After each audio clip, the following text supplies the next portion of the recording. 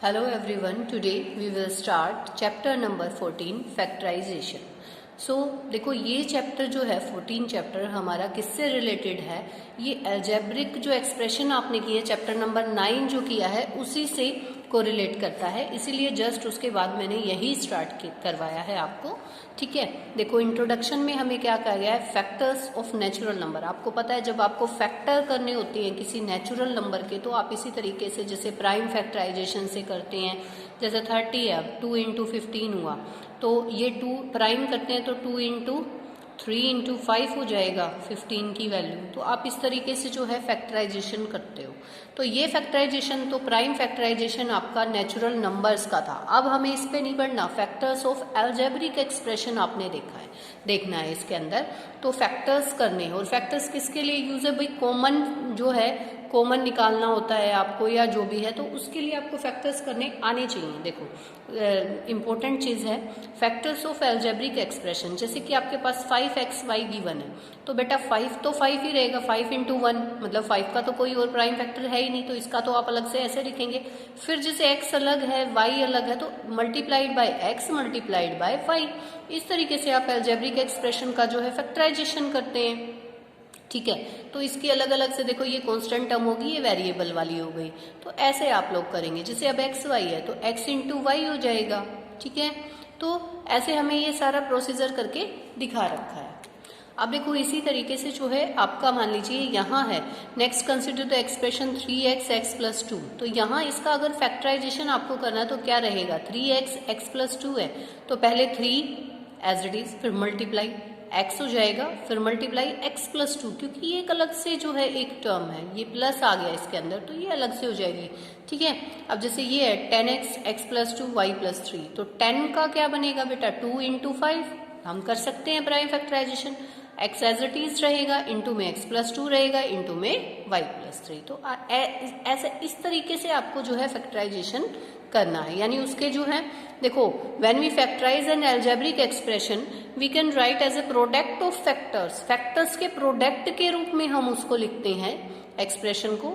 These factors में be numbers, भाई numbers हो सकते हैं, अलजेब्रिक वेरिएबल्स हो सकते हैं, अलजेब्रिक एक्सप्रेशंस हो सकती हैं, एक्सप्रेशंस लाइक 3xy 5x के मतलब किसी भी तरीके की हो सकती है आपके पास, कोई भी कांस्टेंट टर्म हो सकती है, नंबर हो सकता है, अलजेब्रिक वेरिएबल हो सकती है। ठीक है, तो मेथड ऑफ कॉमन फैक्टर। अब ये हमें फैक्टराइजेशन जो हमने किया है वो किस चीज के लिए किया है कि मेथड ऑफ कॉमन फैक्टर निकालने के लिए। अब देखो जैसे 2x है तो 2x का जो है फैक्टर क्या हो जाएगा, 2 इंटू एक्स, 4 का क्या हो गया 2 इंटू 2। तो इन दोनों में से कॉमन क्या है बेटा, कॉमन निकालने के लिए देखो ये 2 कॉमन हो गया ना दोनों में से, तो इसको हम बाहर ले लेते हैं। अब देखो अभी हमें नहीं करना, देखो इसका हमने फैक्टर लिखा, प्लस का निशान था बीच में, ये लिखा 2 इंटू 2। तो इन दोनों में से आपका क्या जो है सेम चीज है, 2 थी ना, मैंने यहाँ पे इंडिकेट भी कर दिया, तो 2 is the common both term. तो 2 जो है ना वो दोनों में कॉमन है। ठीक है, तो हम इसी के बारे में थोड़ा सा जो है पढ़ेंगे। अब फैक्टराइजेशन जो है ना हम ग्रुपिंग के अकॉर्डिंग भी कर सकते हैं, भाई ग्रुपिंग करके, फैक्टराइजेशन बाय रीग्रुपिंग टर्म्स। अब जैसे आपके पास 2xy प्लस 2y है, ठीक है, तो यहाँ पे देखो 2xy, यहाँ इसका हमने फैक्टर कर दिया 2xy का, यहाँ पे 2y का कर दिया इस तरीके से। ठीक है ना, तो यहाँ पे आपके पास कॉमन चीज क्या आ रही है 2y, x प्लस 1 अंदर रह जाएगा अगर इसको हम लिखते हैं तो।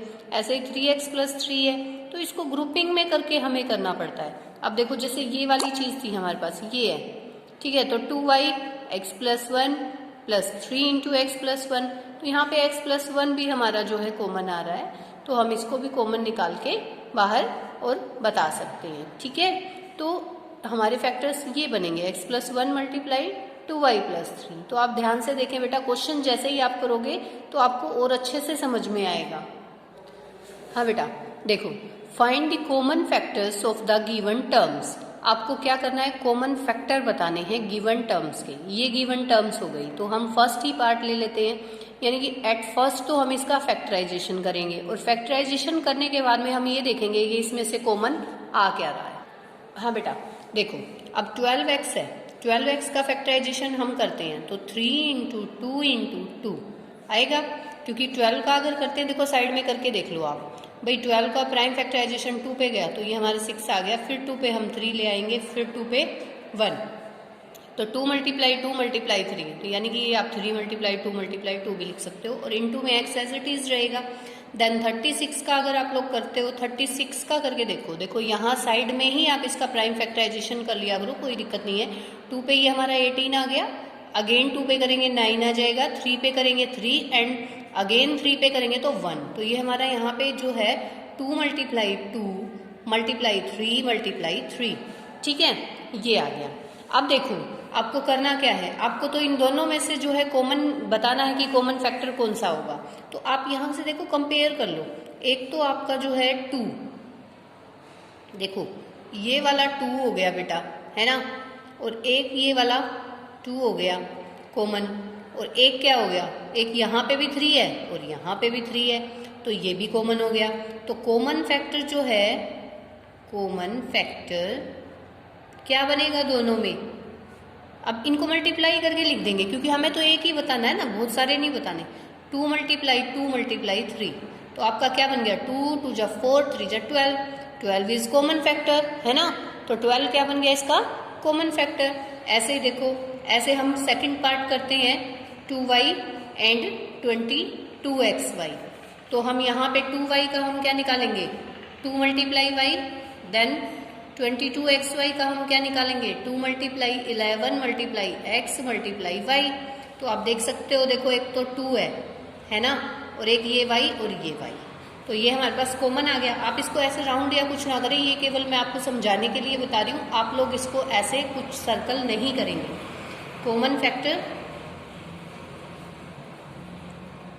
फैक्टर जो है आपका क्या रहेगा, 2 into Y, it means 2y, ठीक है, क्योंकि ये जो कॉमन है ना, देखो 2 एक बार है यहाँ, दोनों में जो सेम चीज हो ना उसको हम लोग लेते हैं। आपको पता है ना कॉमन मतलब कॉमन फैक्टर यानी कि आप निकालते थे जैसे एलसीएम एचसीएफ में जो एक जैसी चीज हमारी थी उसी को हम ले लेते थे, है ना, लीस्ट कॉमन या हाईएस्ट कॉमन, इसमें से हाईएस्ट कॉमन ही निकालना है ना आपको, तो वही देखेंगे कि आप कौन सा ज्यादा से ज्यादा चीज कॉमन आपकी आ सकती है, ठीक है। नेक्स्ट है 14pq एंड 28p²q², ये वाली चीज है बेटा। तो देखो 14pq का आप लोग क्या बनाएंगे, 2 into 7 into p into Q, ठीक है। 28p²q² का आप लोग क्या बनाएंगे, 2 इंटू अब ये जो है आपका 2 इंटू 7, 2 2 जा 4 4 7 जा 28 and then p into p, क्योंकि 2 टाइम है ना बेटा, p² है तो यानी p 2 बार है, अब q² है तो q भी हमारा 2 टाइम्स आएगा, तो हम ऐसे करेंगे, ठीक है। अब देखो दोनों में जब हम ऐसे कॉमन लिखते हैं, कॉमन फैक्टर देखो यहाँ पे क्या चीज सेम है, एक तो ये 2 हो गई तो इसको लिखते जाइए, ठीक है। अगेन फिर हमारा जो है क्या हो जाएगा, 7 हो जाएगा। जो दोनों में हो बेटा, दोनों में ऐसे बन जाए, वो एक ही बार लेके लिखनी है आपको, कॉमन का मतलब ये है। अब देखो ये p वाली है, ये हो जाएगी, अब यहाँ पे 1 टाइम ही था तो 1 टाइम हो गया, q वाला है हमारा, q वाला हो जाएगा। ये आपको कोई साइन नहीं बनाना यहाँ पे, ठीक है। 2 7 जा 14, 14pq जो है वो आपका क्या आ जाएगा, कॉमन, ठीक है बेटा। तो ये आपका जो है फर्स्ट क्वेश्चन, आपके 3 पार्ट मैंने कराए, एक 5th पार्ट और देखो 4th आप खुद से करेंगे, ज्यादा मुश्किल नहीं है। 3 टर्म्स अगर होती हैं, देखो इसमें 3 टर्म्स है और थोड़ी बिगर है, इसलिए मैं आपको 4th वाला छोड़ के 5th वाला करा देती हूँ। 5th वाले में क्या है आपके पास, 6abc and then 24ab² and 12a²b, ठीक है। तो आप 6abc का क्या बनाएंगे, 6abc का बनाएंगे 2 into 3 into a multiply b multiply c, तो ये मैंने इसका देखो फैक्टराइजेशन कर दिया। 24ab² का फैक्टराइजेशन करूंगी तो क्या आएगा, देखो आप साइड में करके भी देख सकते हो, है ना, बाकी आप वैसे भी कर सकते हो। तो आपका क्या आएगा, 2 इंटू 2 इंटू 2, ये देखो 2 2 जा 4 2 जा 8 और 3 जा 24 into a into b into b 2 बार है ना, b² है तो आप 2 टाइम्स लिखेंगे, ओके। नाउ आपका 12a² b है, तो 2 into 2 into 3 and then a multiply b। अब यहां से कॉमन देख लो आप, क्या है कॉमन फैक्टर, कॉमन फैक्टर जो है वो आपका कौन सा बनेगा। देखो सबसे पहले ये 2 तीनों में है, मैंने ये 2 लिख दिया। फिर देखो यहाँ पे कोई 2 नहीं है तो यहाँ वाला कोई 2 नहीं आएगा। अब 3 है भाई, ये देखो 3 एक बार है, 3 लिख देंगे, ठीक है। अब A जो है वो भी आपका 1 टाइम है तो A लिख देंगे, और B भी 1 टाइम देखो बन रहा है तो B भी लिख देंगे, ठीक है। लेकिन आपका जो है C नहीं है कोई भी, C जो है, हाँ जी C नहीं है, C केवल इसी में है तो C नहीं आएगा, क्योंकि तीनों में होना चाहिए तभी आप उसको कॉमन में लिख सकते हो। तो 3 2 जा 6, 6 से भी जो है आपका कॉमन फैक्टर बन जाएगा। तो चाहे आपके पास 3 टर्म्स हो चाहे 4 टर्म्स हो, कोई प्रॉब्लम नहीं है, आप इसी तरीके से इस पैटर्न को फॉलो करते हुए और सोल्व कर सकते हैं। बाकी आपके 3 से ज़्यादा तो हैं भी नहीं टर्म्स की, 3 टर्म्स देके उन्हीं में से आपको कॉमन निकालने को बोला हुआ है, तो कोई प्रॉब्लम नहीं है। अब देखो 6th वाले पार्ट में, इसी के जो 6th पार्ट है उसमें हमारे पास एक टर्म जो है माइनस में भी है भाई। 16x³ है, फिर -4x² एंड 32x। तो 16x³ का आप लोग क्या बनाएंगे, 2 × 2 × 2 × 2, 2 2 जा 4, 2 जा 8, 2 जा 16, और x³ है मतलब x 3 टाइम है आपका, x मल्टीप्लाई x, ठीक है।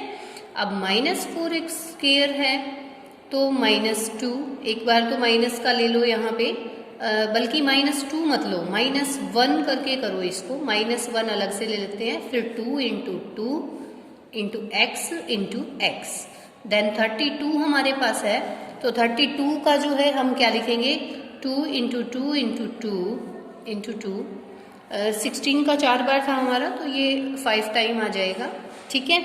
और x एज इट इज, तो देखो जो कम से कम बार है ना वही तो कॉमन रहेगा। देखो ये 2 टाइम्स आपका 2 आया हुआ है तो यहाँ पे 2 टाइम्स तो आया हुआ है। देखो अगर रिलेशन बनाऊँ ऐसे बन जाएगा, अगर मैं ऐसे बनाऊँ ऐसे बन जाएगा। तो कॉमन अगर मैं देखती हूँ तो क्या रहेगा, common factor is equal to 2 × 2, 2 बार तो 2 आ गया आपका, देखो 1 टाइम तो ये रिलेशन बन रहा है, 1 टाइम ये बन रहा है। फिर x वाले में अगर हम देखें, देखो ये और ये, तो x वाला भी जो है हमारा एक बार बन रहा है, तो ये हो जाएगा 4x is the common factor, ठीक है।